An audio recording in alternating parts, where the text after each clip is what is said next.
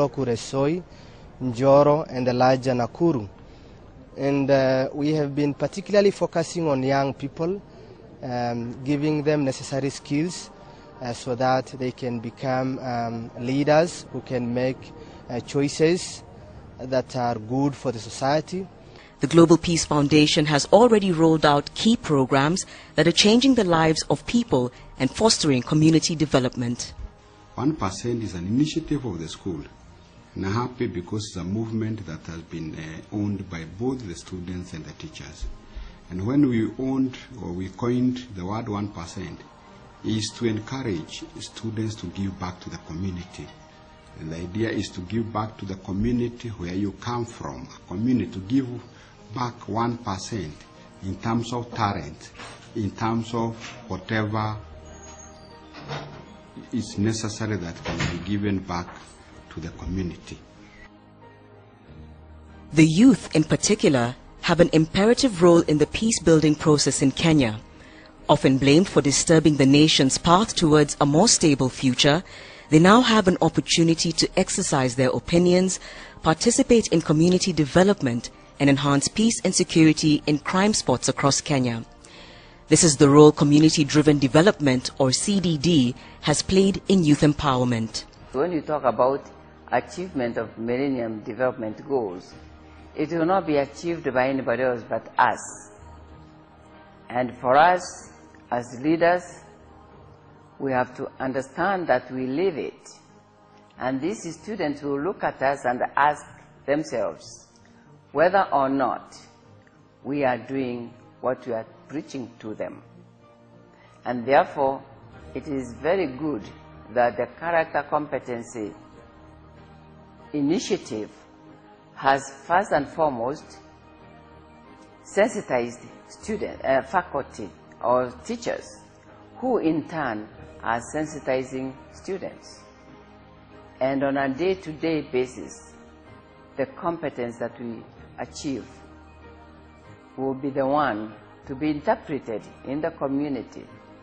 And we have to make sure that these students understand that the community they develop is their own. They will have to be the consumers of that environment. Students from various regions across the country have already benefited from the Foundation's programs, notably the Character Competence Initiative, or CCI, a hands-on training empowerment program which has allowed many of the country's youth to travel beyond their borders and be inspired by some of the world's more advanced countries. I saw people there, people who can give you encouragement on how to achieve your dreams, people who can give you encouragement to build your life, people who can give you the power to be what you want to become, and truly you can become that person. I really recommend all students who have the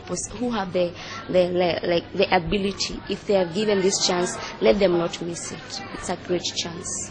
The Global Peace Festival was held in Kenya in 2010 and was complete with festivity and pomp, pulling the country's key figures together under one roof, while creating an ambience for engagement and solidarity in some of the table discussions held in the country. This air of optimism continues to grow, but the Foundation is keen to see it birth a new era for Kenya. The process of healing was supposed to go on, and the expectation was that by 2012 election we'll have healed, and basically Kenya could have been, we could be now dealing with issues more than the tribal differences. But because this is still strong, as we see recently, even with the campaigns, the political giants are still kind of taking sides, and we can see Kenyans also taking the same direction. We feel like the vision of One Family Under God is so important, in the sense that that we are one family. So as much as issues come about and the differences come about, but we have to look at this from the point of view that we are still Kenyans, and we are brothers and sisters, and the only way we can be able to go beyond the challenges are we'll still remain Kenyans. Rewriting the country's history has been done in the form of the country's new constitution, pushing its citizens to the next frontier of the nation's bright future. This was delivered through a vote that was seemingly inspired by our country's national prayer, as one of the foundation's members puts it. And when you talk about national values, that is the bedrock. I will pick just one line. Na tukae na undugu, amani na uhuru. That's a masterpiece in itself.